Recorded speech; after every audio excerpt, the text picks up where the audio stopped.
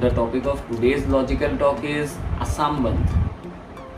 A very burning topic in Assam, mainly in Assam, because as my contents are based on Assam, I always speak about Assam only. My area of research is Assam for my contents. So Assam Bandh, which is given to bring up some solution to some problems. For say, government is doing something which should not be done, and some of the organizations give Assam Bandh against that decision. Okay. That means in that way, giving a Assam Bandh is a solution to the problem. But is it? Isn't it a problem in itself? Isn't Assam Bandh itself is a problem? Let me explain why. When it is Assam Bandh, the transportation stops. First thing. Secondly, the daily wage workers, they cannot go to their work. The shopkeepers, they are like forced or made bound to close their shops.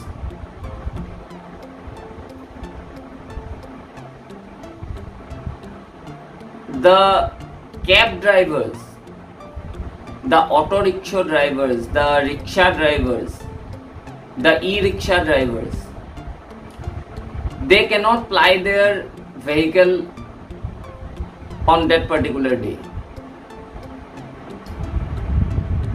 But the Assam Bandh was given for whom? Given against whom? It was given against the government. But the government works goes on. And even if the government does not work for a day, it will not harm like 1% to them also. যদি সরকারে এদিন কাম নকৰিলে তেওঁলোকৰ একো লোকসান নহয়। সৰকাৰে কাম নকৰিলে সৰকাৰি চাকৰিয়ালে দৰমহা পালে, প্ৰাইভেট চাকৰিয়ালে দৰমহা পালে, যাৰ যাৰ চাকৰি আছে তেওঁলোকে দৰমহা পালে।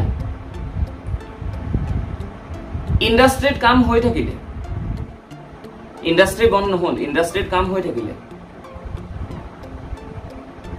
কম লেবাৰ লৈও তেওঁলোকে কাম কৰি থাকিলে। কিছুমান ইন্ডাস্ট্ৰিত মেকানিক্যাল লেবাৰ থাকে, দ্যাট মিন্স মেচিনে নিজে সব কাম কৰিব পাৰে, তেনেকুৱা জায়গাটো কাম হৈ থাকিলে। ভুগিলে কোনে? এই দোকানীখিনিয়ে, দিন হাজিৰা কৰা মানুহখিনিয়ে, ৰিক্সাৱালা, ঠেলাৱালা, অটোৱালা, গাড়ী ড্ৰাইভাৰ, যোনে সেইদিনা এটকাও ভাড়া মাৰিব নোৱাৰিলে, সেই দোকানীখিনি যোনে এটকাৰো বস্তু এটা বিকিব নোৱাৰিলে, বিশেষকৈ সেই সৰু পাণ ঘুমটি কেইখন য'ৰ এটাও পাণ বিক্ৰী নহ'ল, যি পাণ বিকি দিনটোত যিমানখিনি কৰে সেয়াৰে তেওঁলোকে ৰাতিৰ ঘৰলৈ ৰেচন নিয়ে। কিজানি তেওঁলোক ভোকত থাকিবলগীয়া হৈছে সেইদিনা, কিজানি ঠেলা ভাড়াটো নোপোৱা কাৰণে ঠেলাৱালাজনৰ ঘৰত সেইদিনা চৌকাটো নজ্বলিলে।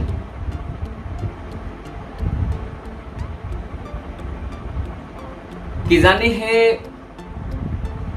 মেজিক চলোৱা মানুহজন, গাড়ী চলোৱা মানুহজনৰ মাহেকীয়া যোনটো EMI দিবলৈ থাকে, ইনষ্টলমেণ্ট দিবলৈ থাকে, সেই ইনষ্টলমেণ্টটোলৈ কেইটকামান পইচা কম হৈ থাকিলে আৰু তেওঁ ইনষ্টলমেণ্টটো দিব নোৱাৰিলে।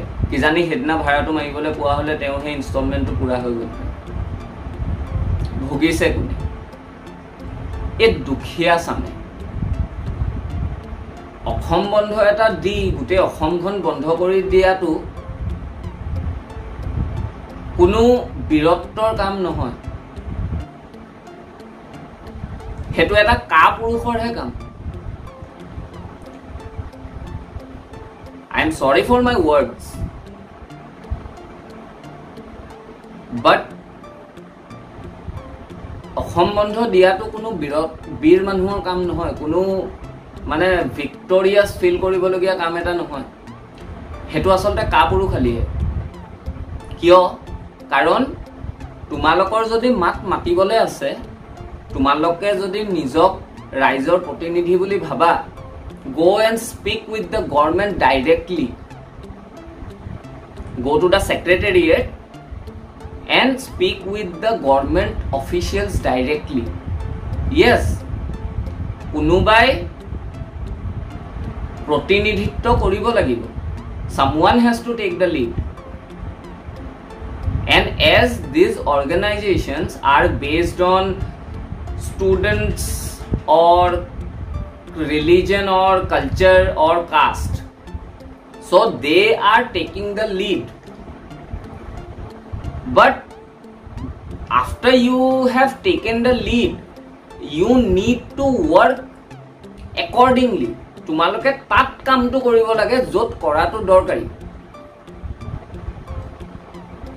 অসম বন্ধ এটা দি দিলে চৰকাৰৰ বেছিতকৈ বেছি টেক্সৰ মুনাফা অকমান কমি যাব, অলপ টেক্স কমকে পাব সেইদিনা, তাৰ বাহিৰে একো নহয় চৰকাৰ।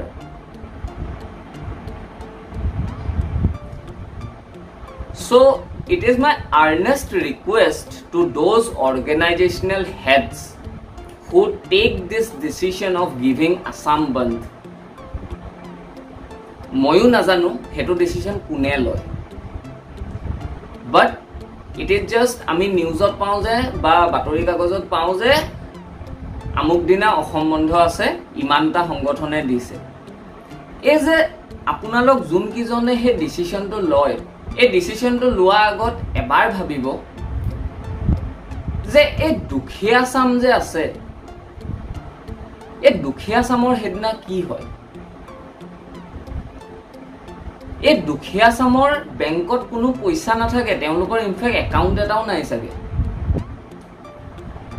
এদিন ইনকাম যদি নকৰে তেওঁলোকে ভাত সাজ খাবলৈ চিন্তা কৰিবলগীয়া হয়, বহুতে ভোকত থাকে।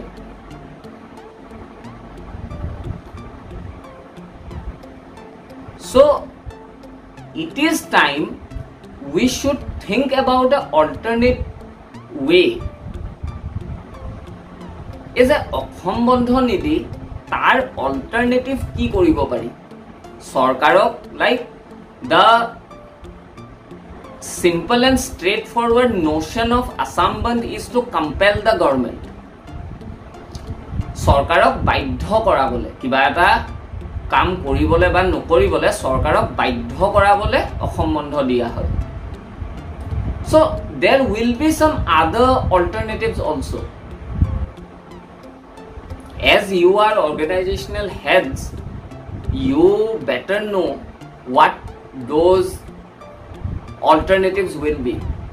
So try to work on that.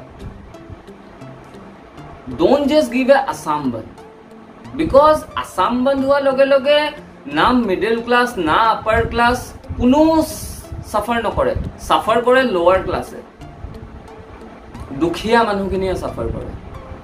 So my earnest request to you all is, please think about it and please take out an alternative.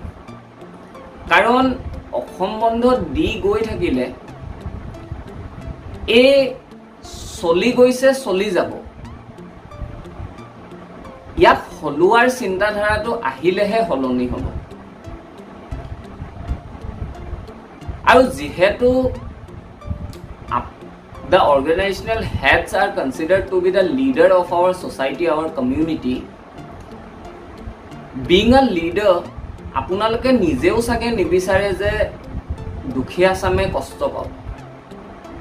So যেতিয়া হেতু নিবিচাৰি তেন্তে অল্টাৰনেটিভ এটা কিয় উলিয়াব নোৱাৰি? Just think about it. So this was my opinion on Assam Bandh. The topic of today's logical talk.